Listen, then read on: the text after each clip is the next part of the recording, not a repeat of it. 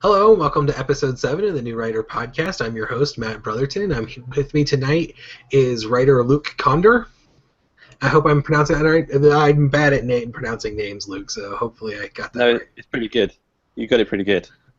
Okay. Luke is a very new writer. He's got one short story under his belt, but he's got some experience with short film, and tonight we're going to talk about film, stories, fiction, and the transition between the two. So how are you doing tonight, Luke? Yeah, pretty good. So it's evening here, and it's afternoon for you. Is that right? As we're recording this, yeah, it's 1 o'clock in the afternoon my time. Okay, cool. Yeah, I'm good, man. I'm really, really good. I'm excited to be here. Excited to talk to you. Well, I'm glad to have you here. I love talking to just anybody, and one of my favorite things about this show is how far across the world I've been able to get a hold of people from everywhere from like just across town to well, I think you might actually be the physically farthest away from me now. Have you done some shows with your brother? Yes. Is he in that bedroom behind you? Is he in the door next door? No, actually, he lives Is that 1,500 next to miles you? away from us. No, if he was, I Oh, would get right. him on camera. Yeah. He's actually still back. I'm originally from Missouri, and I moved to Montana a little over a year ago, and he's back in Missouri. So, um, Okay, cool. having him on the show is an excuse to talk to him without wasting my minutes on my cell phone. Yeah. That's what it all comes down to. Okay, cool. Yeah. So I mean, in terms of writing, I've been writing like any writer most of my life. I really wanted to be a comic book writer when I was growing up, but then I went to college and university, and we had access to cameras, so I started making films, and I really got into the pre-production, the coming up with story ideas and stuff. It's just I just absolutely love that side of it. And then, so the past couple of years, 3 years or so, I've been getting a lot of short films made, meeting a lot of producers and everything, and it's exciting, but it's also really disheartening because a lot of what filmmaking is just applying for funding. Like 90% of filmmaking is applying for funding, applying for a very small pool of money that a huge amount of filmmakers in England, and I guess more so in America, are applying for the same little pool of money. And it's like a lottery draw. You're never going to win it. So you end up coming with all these story ideas that go nowhere. So that's, and then like I said to you earlier, I messed around with short story called His Dirty Little Portal, which I released on Kindle last year, and we got a lot of really good feedback, and it was just nice to be able to put something out there without having to apply for funding. I don't know, it was good, it was nice. So I want to do more of that, especially this coming year. Yeah, well, and it's not like you couldn't still take those stories and make them into films down the line when the funding might be less of an issue. Yeah, well, it's funny you should say that. I've got a book coming out Christmas time, and it's a book of short stories, and a lot of those stories were originally meant to be for film, but it just never happened. So. Well, I think it gives you your background gives you a little bit of an advantage over some of the rest of us. I noticed a few episodes back I interviewed J.H. Brogan, and he was a screenwriter for television shows. And he talked about learning the plot structure and things like that from the shows helped him when he transitioned into novels. And of course, Garrett Robinson on the Storytellers podcast, is also a film guy. And I think you can see if you read any of his stuff, you can see that structure is just seems easier to people who have that background in film. That's something I always have to go back and really reline up everything into that structure to make it fit. Yeah, because plot structure is really chewed on when you're writing a film, like feature-length films specifically, or TV shows, because unless you've got that plot structure right, it's not going to move forward. So you really got to. I mean, I know a lot of people who have like index card systems and they have it all laid out at the table. I mean, when you're writing your stories, do you do that, or how do you structure your stories? Here, I'll show you. I've got these. I sit at work, and during the boring times of my day, I just make notes on little like cheap. The print company gives us these notepads for free, so I just make little notes all day long, and then I toss them into a pile and ignore them, and sit down at my computer and just type until the story's done. Yeah. So I don't do any of the pre-production. I used to try to plot out a story and get my beats and all that stuff, and I could never, like, if once that was done, I was no longer able to write the story. I just lost my interest in it. I agree. Like, the first draft for me, generally speaking, isn't plotted, because I find that's the only way to get me to the end. It needs to be new for me. Do you know what I mean? And then I'll go back and write the beats or whatever. That is pretty much exactly what I do. I write out I'm like, this is the word count this has to be, so I write as fast as I can, sometimes with my monitor turned off so I don't even see spelling or grammar mistakes.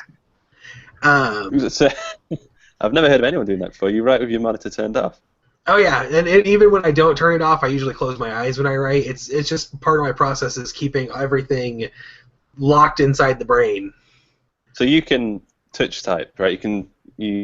Yes. You don't have to see what's happening on the screen. Yeah. Well, that's insane. I just imagine walking into a room and seeing you with your eyes closed, tapping away like that. That'd be insane. The first little series that I wrote that's not any good, I wrote with my friend Chris, and he always used to talk about when we first met, one of the first things we did is he had me come over and fix his computer for him. And he tells people he will always remember seeing me just going crazy on the keyboard with my eyes closed and bouncing back and forth like this.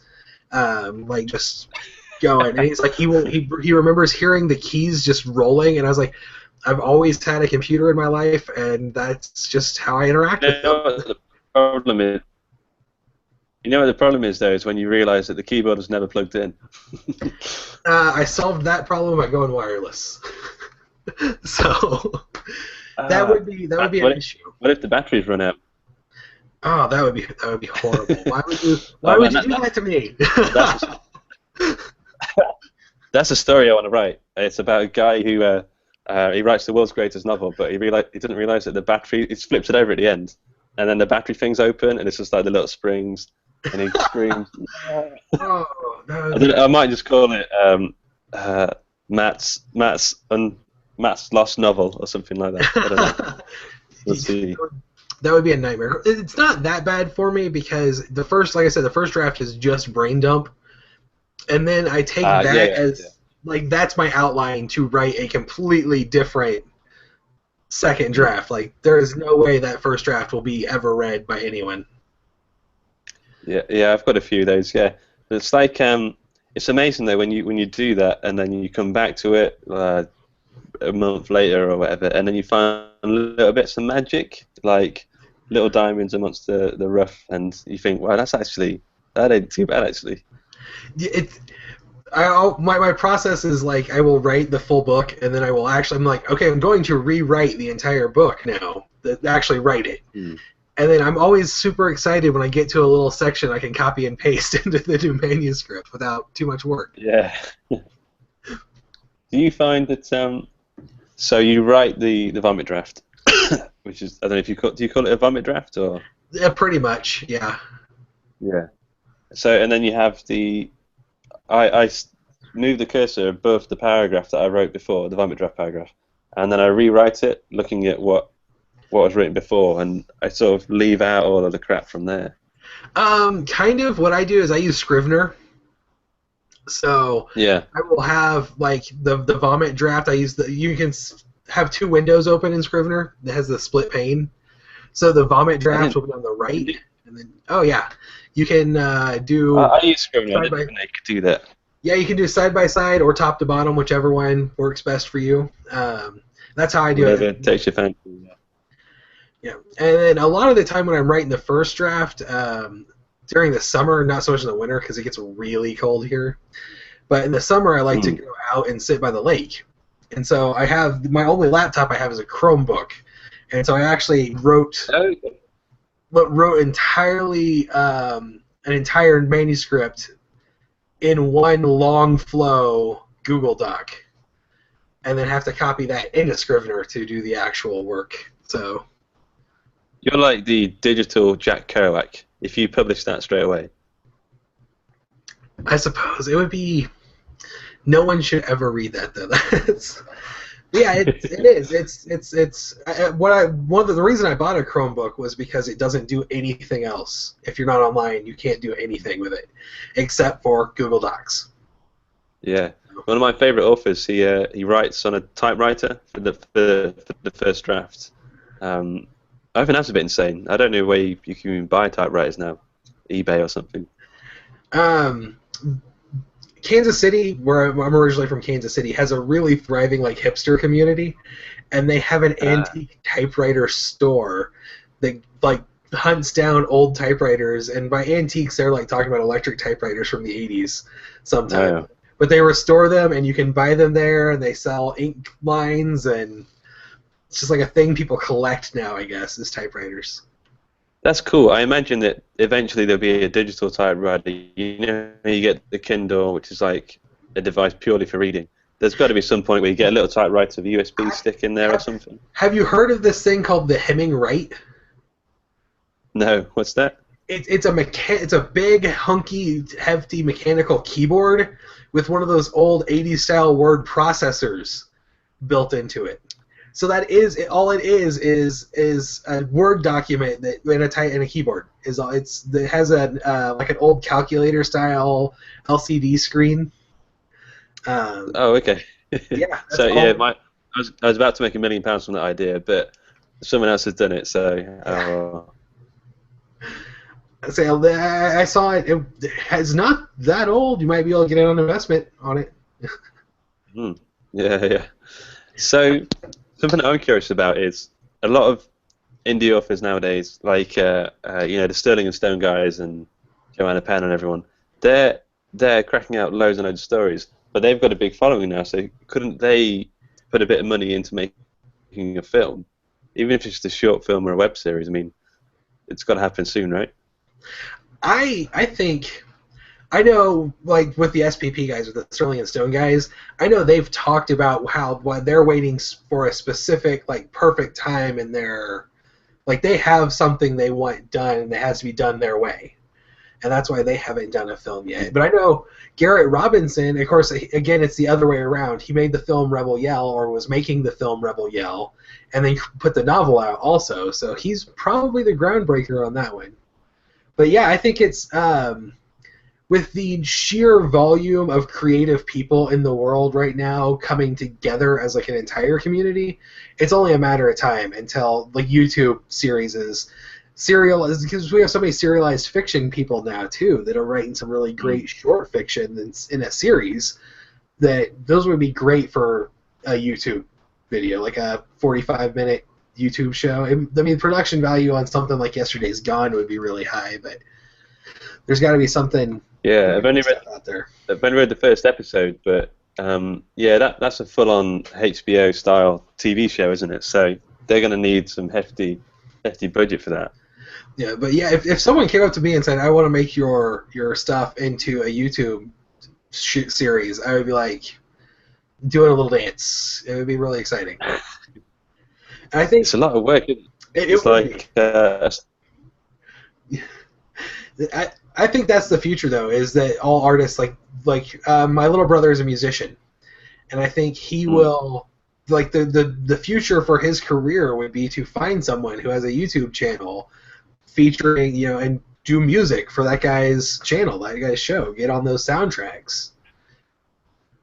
I think. I mean, a lot of people are making money from YouTube now, aren't they? So, like a lot of game review channels and everything. So if you could find your audience on a YouTube channel, then why not? That's pretty much why I'm here. I had this. I wanted to talk about what I was going through as a writer, and I really wanted to be able to pick the brains of the people who already had the really awesome podcasts, but those guys don't talk to a dude like me that has no real following and no, I'm not a massively successful indie author. I'm not even a full-time author yet, so I was like, there needs to be a show where people who are just at the start of their career can come out and be like, this is who I am, and if you want to come and learn more about me, here I'm available. And that's why I put this show together in the first place. Definitely, yeah. I mean, my plan going forward is to well, it was either going to be I was either going to spend a long time writing a novel and put that out, but rather than doing that, I'd rather write 7 to 8 shorter, 10,000 to 25,000 word stories, and just get all of those out, and then any that sort of take off, I'll know that that's a style to carry on with. And I think something Brent Sanderson has said in the past is that it takes 5 books to find the right voice for you before you'll write anything that's yours and is good.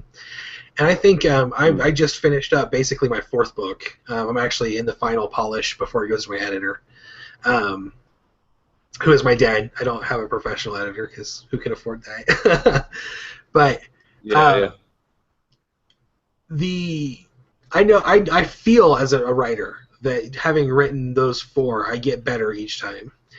And so I think if I was going to give someone an advice on how to find that writer's voice, I would go with that route. I would say write just a ton of short stuff until you find not even necessarily what is the most commercially viable option, but what the best fit for you.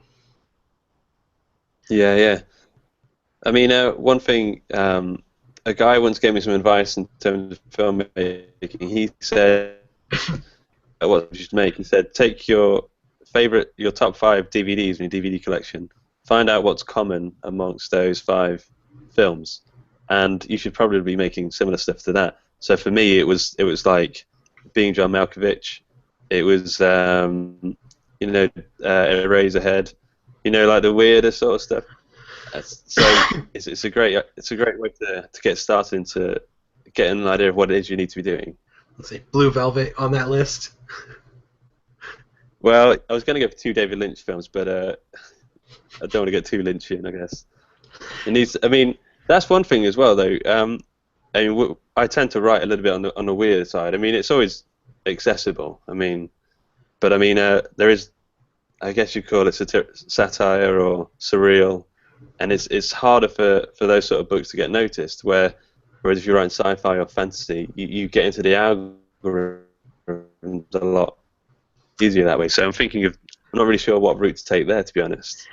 Honestly, I think I am by no means an expert, but I do write urban fantasy, and I think it takes a lot more effort to get noticed in those bigger markets like that than it would in a surreal kind of Lynchian genre. And I think with Amazon particularly, and this is something I don't think the other stores do as well, with Amazon particularly, like the more specialized you are, the faster you will find your true readers, or the faster your true fans will find you.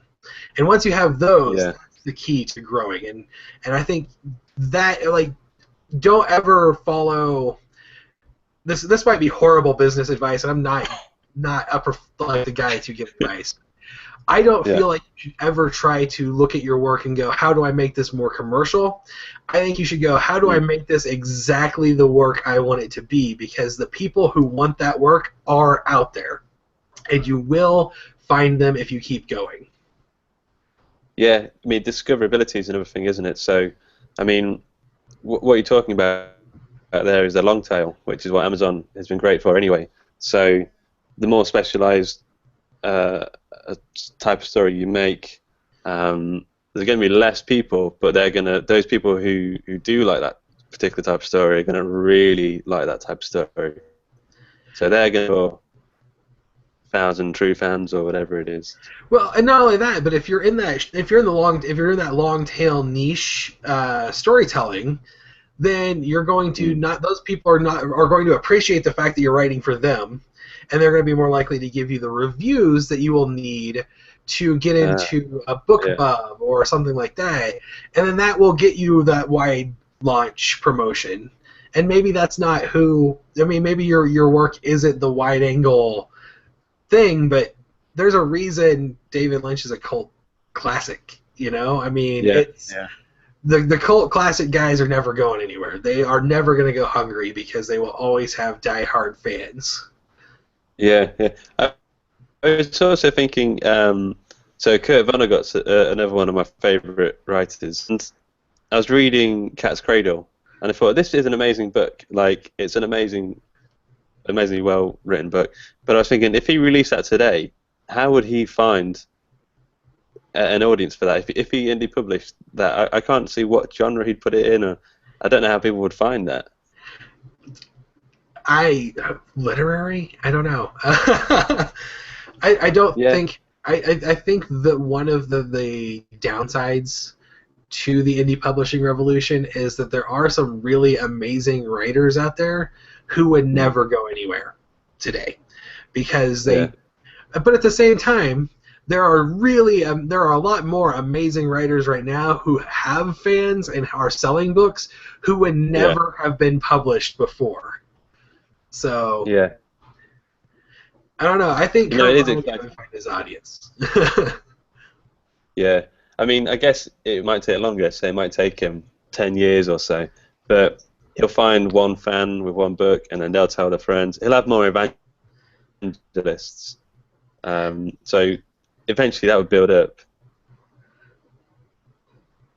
Yeah, one reader at a time. Just whether or not it build up to. Yeah. So that's the way all of us have to do it, reader at a time. Yeah. So what? So you do. So you're writing urban fantasy. So is there a category for urban fantasy on Amazon? There is, and I have a rant in the first episode I do with my brother about the fact that it's wrong, because urban fantasy is a catch-all term used by Amazon and thus most readers and writers now as the catch-all term for contemporary fantasy and paranormal romance. And they're paranormal romance, urban fantasy, and like epic modern fantasy are all completely different subgenres inside contemporary fantasy. But the urban fantasy and paranormal romance even breaks down farther on. I mean, it's got subcategories on Amazon, and then you can get subcategories where it's like paranormal romance, urban fantasy for new adult in college that has angels and witches in it. Wow. Okay. So, so do you find that's harder for you then, writing urban fantasy, to get noticed if there's all these other books being shoved in there which shouldn't really be there? I'm not so sure that it's necessarily harder to get noticed because there's so much stuff in there. Like, and I think it's probably worse in other genres because urban fantasy readers are used to it. It's been that way since the idea that there should be a word for what we were reading, like before that existed. When Nine Princes in Amber and like the Incarnation of Immortality stuff was first like rolling around and recreating this new genre. That mix all came together already. That's how the publishers wanted it. They wanted to throw everything in this big catch-all. So the readers in urban fantasy are used to that. I think where people are more likely to have that problem is with like on Amazon.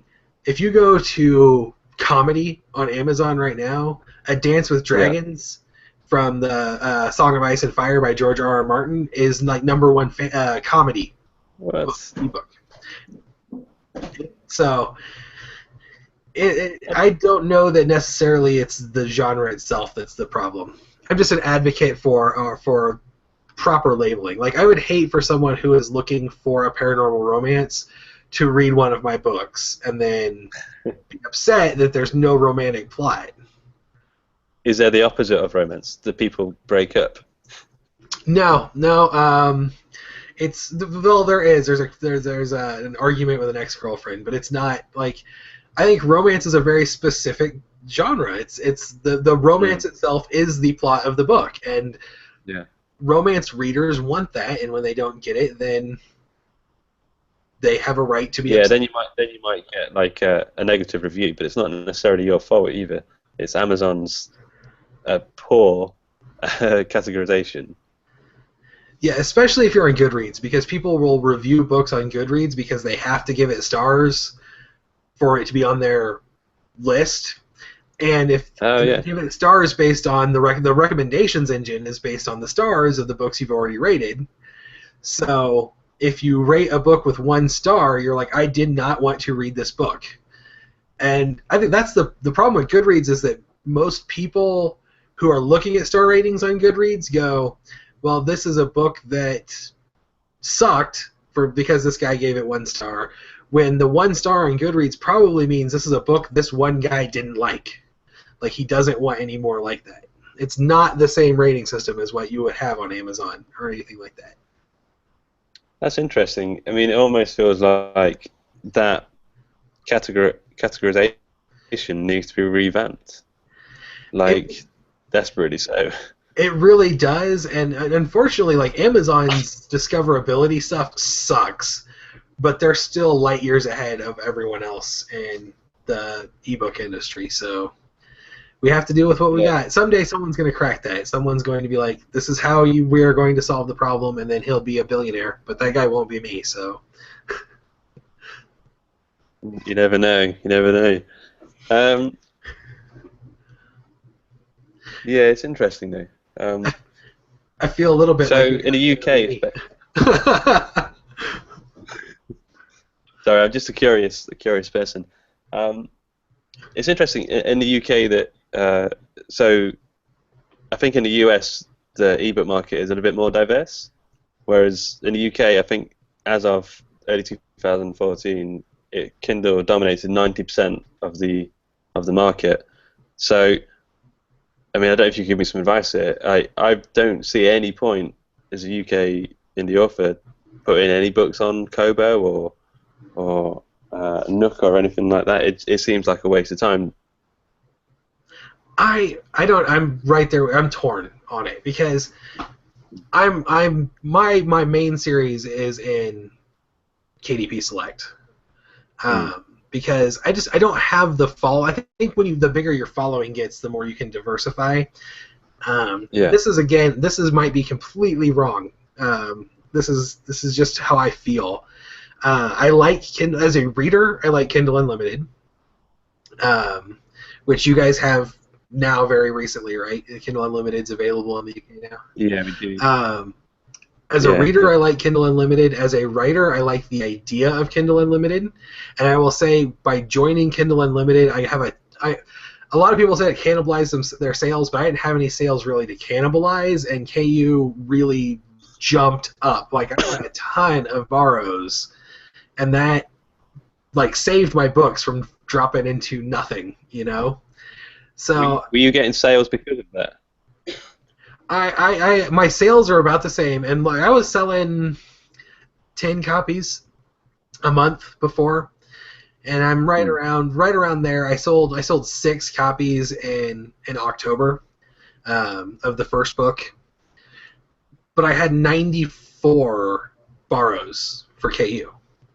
So it's like it's very likely I would have only sold 6 copies in all of October before anyway, and now I have another 94 on top of that I wouldn't. 94 opportunities to get ratings as well, right? Yeah, exactly, and it has verified purchases, and Kindle Unlimited borrows count as sales for your sales rank. So is that a 1-to-1 ratio for sales? I don't know. I don't pay that close. I think it is though, to be honest.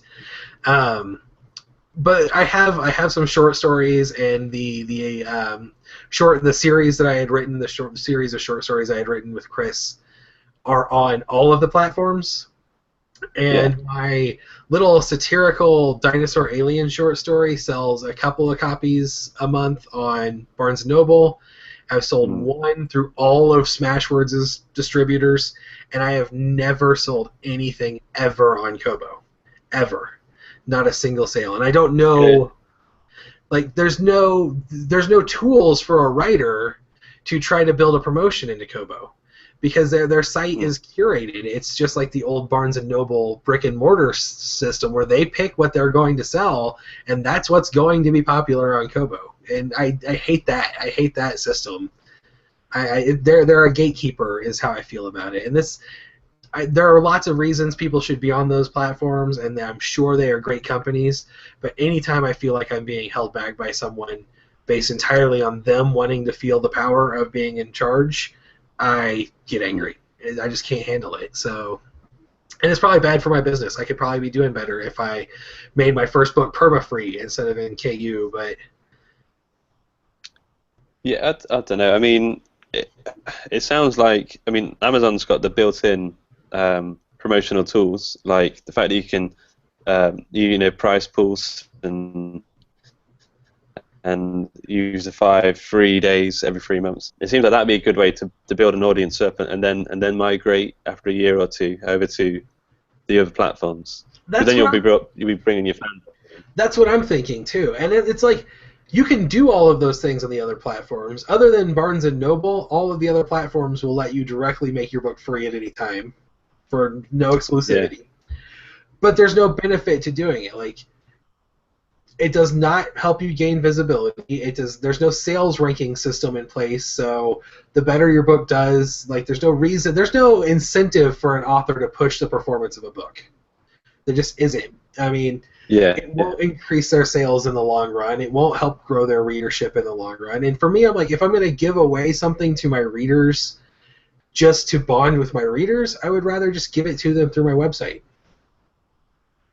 Yeah, you may as well do it direct then. It doesn't make any sense. Yeah. And that is where KDP Select, I'm like, I would rather be able to still give my stuff away direct than be exclusive with KDP. Yeah. But that, yeah, I mean, Amazon's got the discoverability. Everything else you may as well do direct. I mean, the SPP guys, they're in a really strong position now because they've built up an audience over the past few years, so they can do the subscription thing they're doing direct now. Whereas the rest of us, we need to crack on and get some people on reading our books through Amazon. Yeah, see, that's what I would say. My advice to anybody who's publishing like their first book or a brand new book and really want to try, I was like, it's 90 days. It's 3 months. It's not the end of the entire life of the book. It's not the end of the book's ability to be published. Just try KDP. It might help you find your audience. And if it does, then you can branch out wider with a stronger platform to stand on to begin with. Yeah, yeah. I mean, relating this back to film, a lot of times you'd make a short film and you'd put it online, and it was the same to promote it, really.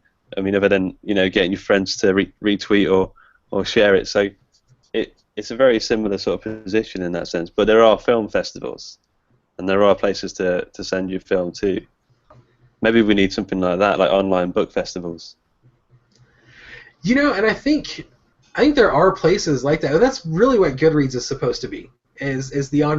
I read this book, and all of you people who enjoy the same things I do might enjoy this book, and that's what it's supposed to be. It's supposed to be like that. And there are like blurb exchange sites where writers can trade each other's works and do an honest review. But you're right. We need a community of people who just want to and tell people about books, and just without being the publishing industry, because everything that already exists that's like that is giant for-profit mega conglomerates that want you to pay them $500 to give them their seal of approval. Yeah, yeah. And then, of course, there are book bloggers, I guess. There's a lot of book bloggers, but getting a hold of them is hard. And you're able to read anything. I mean, they have so much stuff going on. So just more people need to read in the world and then tell people what they're reading, I guess, is what we're getting at here. Yeah. I mean, one thing I'm excited about is that at some point you're going to be able to do a crowdfunding system where instead of just taking people's money, you could then offer them royalties back. So if you did a crowdfunding campaign for £100 just to cover your editing costs and everything, and then everyone who funded you, if you gave them some money for whatever sales you got later on, that would then incentivize them to advertise your book, and also it will grow your audience for all these people spreading the word about your book. And then if you do another crowdfunding campaign for twice as much money, and with twice the amount of fans, and all the royalties you split further out, but then all of those people are going to be more incentivized to spread the word again. So, I mean, I'm sure there is some sort of crowdfunding system where they're more like investors that's gonna come in sooner or later. Well, I know there are angel investing crowdfunding platforms, and it's not like Kickstarter or GoFundMe where you go and you're buying a product in advance. It's really is you're investing in a new company and you get to own a piece of that. But I don't know that any of them necessarily are for books. I've heard of some royalty share style crowdfunding things being developed, but I haven't really seen anything about it in a long time. Yeah, it'd be great to see when something like that does come in. I think a lot of people are a little bit wary about asking for money for an unfinished product.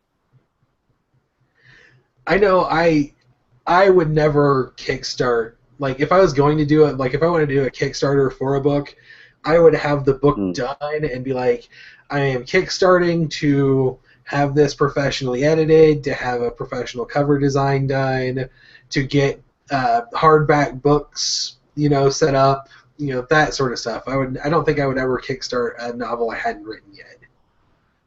Yeah. I mean, there was Chuck Wendig. Do you know Chuck Wendig? Yes. Yeah, I'm a big fan of Chuck Wendig. Yeah, he kickstarted books 2 and 3 of a series he'd already written a first episode of, which was the Atlanta Burns one. That seems to be really effective because then people have got, the first episode, and if they want to see more, they need to keep giving him money to do it. I actually donated to the. Oh, right. Yeah, I have Dog Meat. I think it's the second book, but I've never actually read it. I read the first book, and never. But I did read all 3 of the Miriam Black books, so Chuck can't be too. I've read the first one. Chuck's really good as well though, because he's got such a unique voice that he found his audience really well. I don't know how long he was doing it for, but the people who like Chuck's blog, they're gonna like his books, generally speaking. Oh yeah, and I think that's another thing is that if you wanted to do a Kickstarter kind of thing like that, right now you would have to have that kind of audience to give you that initial push at least. So that is like what you were talking about before with the royalty share and incentivizing the people who have already supported. I think the opposite side of that was the lower your baseline is, the better you would be in those situations, because your backers would have incentive to fund, like they would have an incentive to try to keep as few people involved in the funding as possible by giving you to buying hunks of the, like, I think a way a system like that would have to work would be like, I get 70% of the royalties for this ebook, so 40% of it is going to stay with me, and 30% of the royalties are up for sale. It would be just like selling stock in a company for each book, and someone can come in and go, I'm going to pay you $10,000 for all 30% of the royalties there, because it would incentivize them to make sure they had the biggest piece of what they were getting.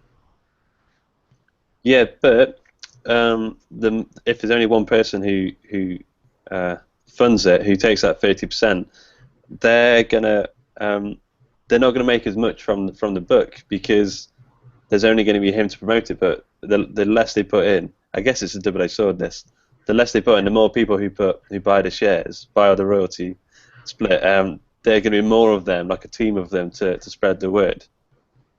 Maybe it doesn't work. I don't know. Maybe that's why it's not been done yet. I think I'm not a business guy, so there could be all kinds of nuances here that we're just not looking at. I mean, I am working on. I help run a much more distantly now than I once did, but I help run a live-action role-playing game. And the world itself is, I mean, it's been around for almost 25 years, but the world has a timeline, and then that's it. Like, no one's ever dived deeper than that, outside of, like, in-character conversations, and I'm the one who has pushed most of that. So recently, my brother, who writes the rules for that world, came to me and said, players need the mythology and the cosmology of the world, and it's all locked away in your head, so you need to go write this now. And I've been like going, but it's a collaborative world, and I don't feel right just telling people how it should be. So I've been thinking I should let other players in on this project to come in and kind of crowdsource this thing that I'm supposed to write. And I was like, but I also want to sell it. So, then I would have to split royalties and write, tax documents, and so that's something I was like, I wonder if a business entity where you had like a thing like that, you could just go in and be like, I'm writing this book, and then all of those people automatically get to come in and get a free, like I give them a promo code that would give them a free piece of the royalties to share that royalty split for me. And I think that would be a business model right there that I think, a company that handled the royalty split just automatically, so you didn't have to. With the box sets that people are doing, and it would everyone's life. Boom, $1 million idea right there. So are we starting a business now? Is that what's going to happen?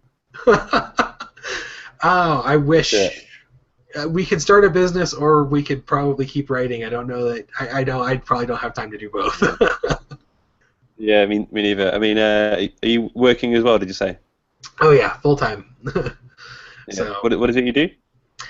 I work for a government agency that handles other people's money. So you should finish the sentence there. I work for a government agency. That sounds like a secret agent. And my previous employment before that was on a military base. Yeah, that's all you need to tell me. That's got my imagination fired up. There you go. I had two stories to write based on you now, Matt. The keyboard that was never plugged in. No, the keyboard where the batteries died. And the man from the military base who is a government agent. I don't know what happened in that story. I don't know. Yeah, I think we're gonna have to go into business now, just so I can be like, well, I need the piece of your royalties. Yeah. Let me read them when they're done. I'll tell people. I'll be like, hey, I'm the inspiration for these stories. You have to read them now. Yeah, they're like 50-word stories, so I could tweet them to you. Tweet them to you later. That would be awesome. Did you hear about the author in Japan who wrote an entire 190,000 word novel in tweets? I don't know how that would work. Does that work? Did he do all right? I don't know. In Japan's book market is completely different than ours. Like their cultural, except the grammar structure and language and everything is completely different. Like it's completely different. Are all of their books on Twitter? Maybe they are. Yeah. Well, that's another one of my favorite authors, Murakami. But Murakami's really big. Like in London, I just see people on the tube reading Murakami books all the time, and he's a really weird author. So there is an audience for weird fiction. I have read 1Q84, and he's the author of 1Q84, right? Yeah. What did you think? I loved 1Q84. It was just I am one of those guys. I would totally read weird, surreal. John dies in the end, and this book is full of spiders. Yeah. Seriously, don't touch it. Those are two of my favorite books. Cool. Well, I'm gonna bring my book out at the end of this year. You should buy it. It sounds like you might like it. Actually, I'll send you a free copy. That would be awesome, and I will read it, and I'll bring it back on, and we'll talk about it. Cool. And I'll put in the extra 50-word stories in there as well for you. Awesome. I'm looking forward to it now.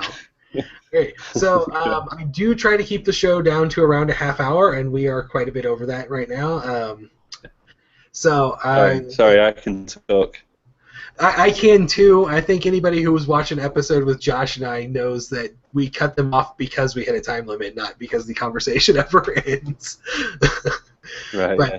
I'm actually going to go out to Helena's NaNoWriMo kickoff after this. So, what's that? What's the NaNoWriMo kickoff? Oh, our local writers are getting together at the library. I've never been to one before. I've never been a social person, but I'm going to try this year. It's just something new I want to do. So, Well, don't get too drunk because you've got a lot of writing to do tomorrow. I've already hit 1,700 words, and I'm only halfway through my daily word count. So Wow, yeah, yeah. Just keep it to one or two beers then. yeah.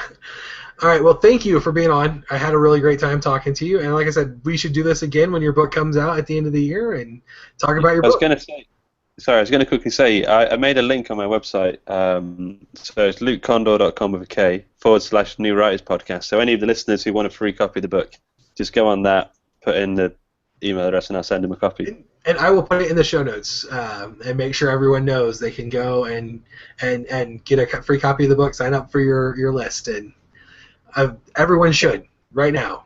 This has been fun. Thank you very much. Thank you for coming on, and it has been a great time. Thank you. Good night, everybody. Have a good evening. Bye.